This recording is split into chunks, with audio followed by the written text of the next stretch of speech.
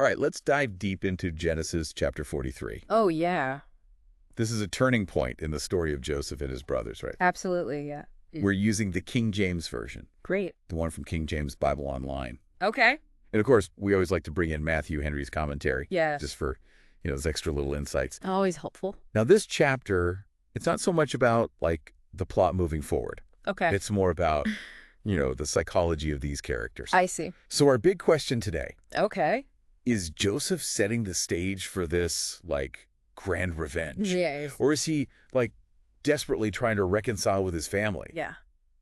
Let's find out. Interesting. So where we left off, there's a famine in Canaan, and it's forcing Jacob's sons to go back to Egypt. Well, it's not just any famine. Right. This famine, it's pushing them to the brink. So it really sets the stage, doesn't it? Absolutely. Their only hope is this guy they wronged years ago. Right. It's talk about walking into the lion's den. And remember, Joseph made it clear, Uh-huh. they can't see him again unless they bring their younger brother, Benjamin. Right, which puts Jacob in a really impossible position. I always get stuck on this little detail about the balm and the myrrh they bring. Hmm. Their lives are on the line, Yeah. but they're packing these luxury goods, Right. almost like they're diplomatic envoys or something. Interesting. It's along with the grocery list, they're bringing diamonds and platinum. Yeah, to appease this powerful Egyptian ruler. It gives us a little peek into, the economy of that time, doesn't it? It does. It really does. The lengths they were willing to go to Yeah. just to survive. Yeah, yeah. Okay, so they're desperate. Uh-huh. They're packing treasures. Yeah. What's going through Jacob's mind, as he sends Benjamin, his most beloved, Right. into this, unknown situation? Oh, you can feel the weight of his anxiety and his grief. But what's interesting is his strategy. Okay. He's not just sending them back with an apology. Mm-hmm. He's sending them back with a plan. Okay, let's break that down. All right. What's his game plan here? So first, he tells his sons to return the money they found, Mm-hmm. in their sacks from the last trip. Okay, so it's a show of honesty, right? Sure. But could it be more than that? Mm-hmm. Is he trying to preempt any accusations of theft? Right. Or, is this some strategic move based on ancient Near Eastern customs? I see. So there's a cultural layer to this. Exactly, yeah. Okay, interesting. And then he tells them to take double the money. Now that just seems excessive. Doesn't it? Yeah, wouldn't that raise more suspicion than it would alleviate? Well, it makes you wonder. Yeah, it's hey, remember that money you found? Yeah. We found more. Right.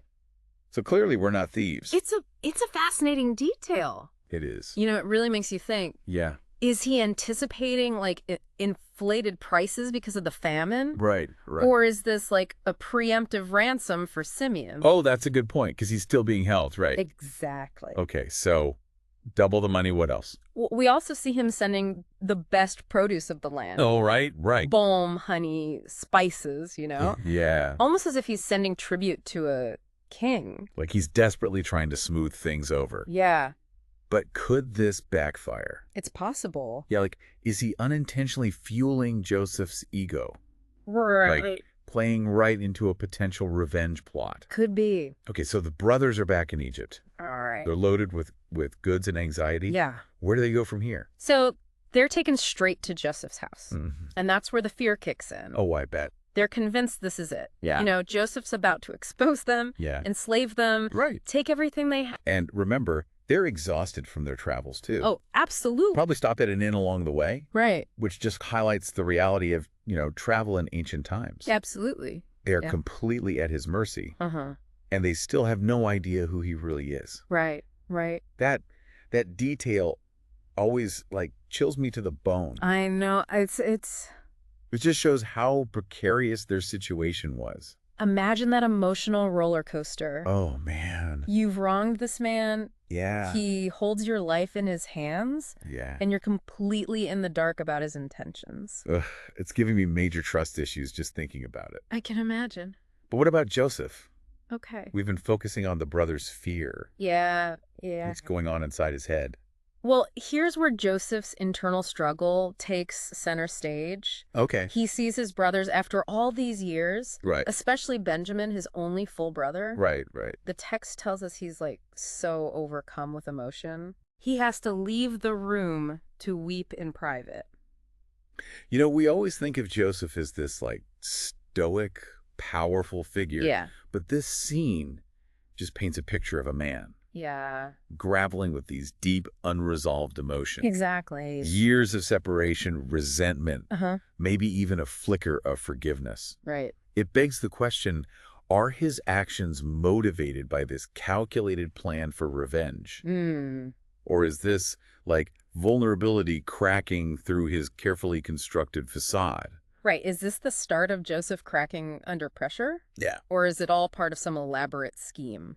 Man, we need to keep digging to find out. I agree. And the best place to look for those answers Okay. is the feast he throws for them. Oh, the feast. But even this act of hospitality, yeah, it's steeped in symbolism and cultural complexities. it is. Hold up, before we jump into the feast, Okay. I want to unpack something. Right. We talked about Jacob sending double the money, Uh-huh. which seemed like a terrible idea. Yeah. But then you mentioned ancient Near Eastern customs. Could you expand on that a bit?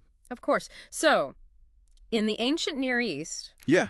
gift-giving, it was a vital part of diplomacy and trade. I see. It wasn't just about generosity. It was about establishing relationships, Joke. showing respect, Yeah. even negotiating power dynamics.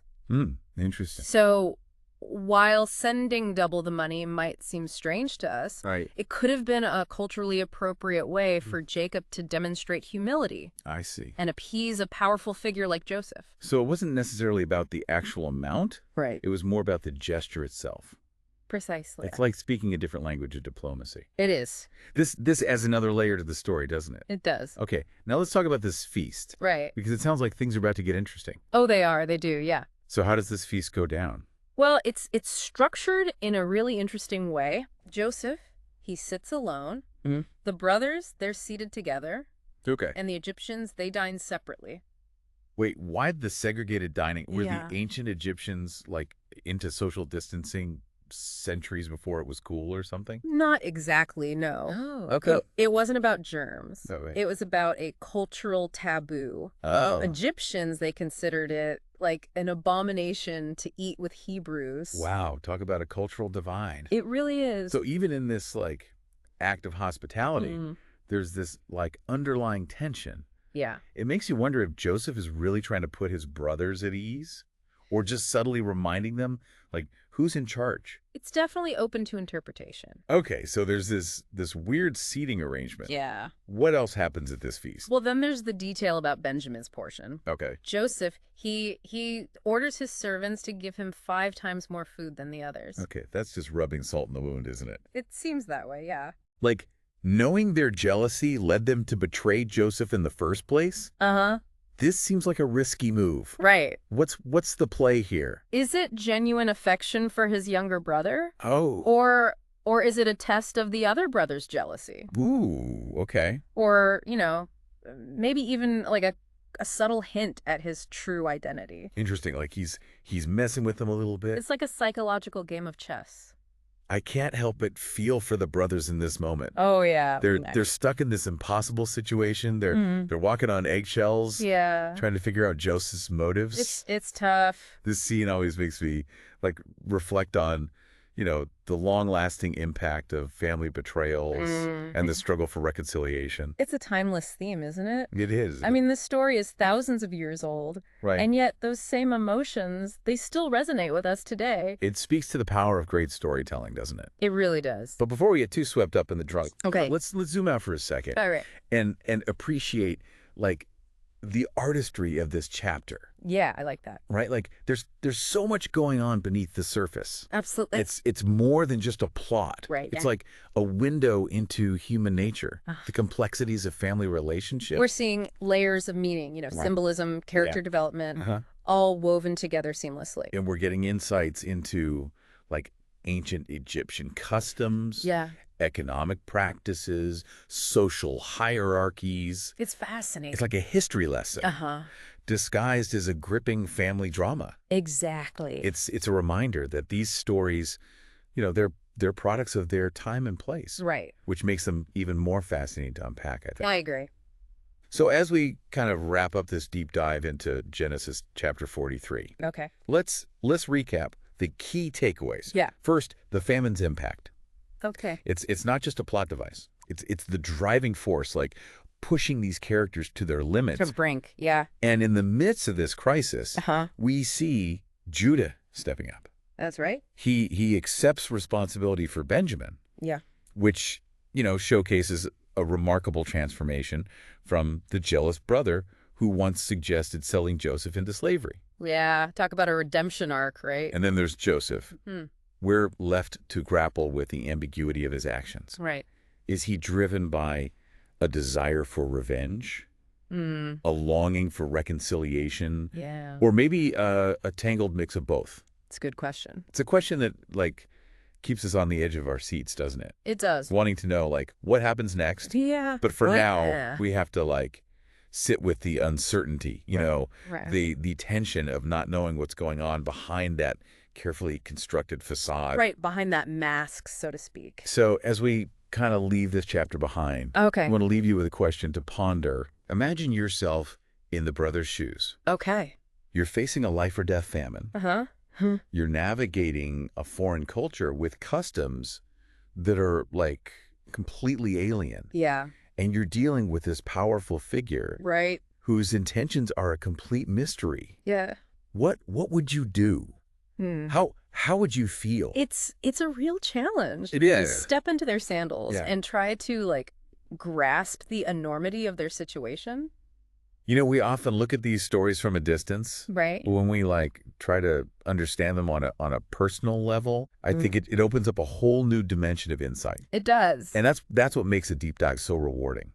Yeah, it really makes you think, doesn't it? It does. The story's holding up a mirror, Uh-huh. forcing us to ask ourselves those same questions. Yeah, yeah. And sometimes Yeah. those answers aren't easy to find. It's true. But hey, that's what makes it so compelling, right? I think so, yeah. It's about embracing the complexity, the uncertainty, Absolutely. and the challenge of, uncovering those deeper truths. That's the fun part. Speaking of uncovering truths, Yeah. this deep dive, it's really just scratched the surface of Genesis 43. Right. We've got looming questions like, Oh, yeah. what's going to become of Benjamin? Will those jealous tendencies resurface in the brothers? Right. And the big one, will Joseph ever reveal who he really is? It's a cliffhanger. It is. But it also gives us space to, ponder what we've learned. To sit with it for a while. Yeah. We explored this devastating famine. We witnessed a powerful transformation in Judah. Yeah. We delved into Joseph's hidden turmoil. There's that inner conflict. And we uncovered this little glimpse of, ancient Egyptian culture. It's amazing how much is packed into this one chapter. It really is. It's a reminder that the past isn't just a collection of stories. It's a tapestry, Yeah. woven with threads that connect to our present. As we step back from this deep dive, Mm-hmm. I will leave you with one final thought. Right. We've been exploring, the hidden depths in this ancient text. Yeah. But what about the hidden depths in our own lives? Oh, I like that. What stories are waiting to be unearthed? What treasures of wisdom and understanding might we discover Right. if we dare to take the plunge? It's a good question to think about. Keep exploring, keep questioning, Yeah. keep diving deep. Exactly. Who knows what you might find?